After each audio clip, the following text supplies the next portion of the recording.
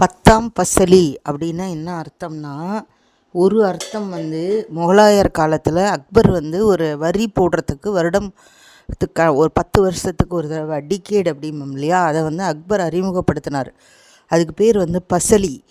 பத்தாம் பசலி அப்படின்னா 10 years once அந்த வரி வசூல் அந்த மாதிரி உருவாக்குனது தான் பத்தாம் பசலி. அது இன்னொரு அர்த்தம் என்ன அப்படின்னா, இது 1600வது வருடத்தை குறிக்கும்.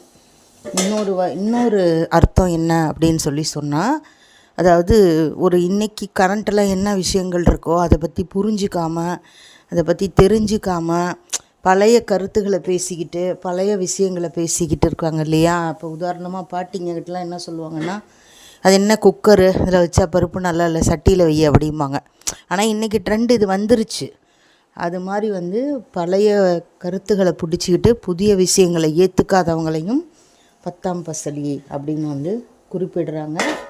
ஆனால் இந்த ரெண்டாவதாக சொன்ன அர்த்தம்தான் மேக்ஸிமம் எல்லாத்துக்கும் தெரியும் இல்லையா ஃப்ரெண்ட்ஸ். சப்ஸ்கிரைப் பண்ணுங்கள், லைக் பண்ணுங்கள், இதை உங்கள் பிள்ளைங்களுக்கு ஷேர் பண்ணுங்கள், பார்த்துக்குவாங்க.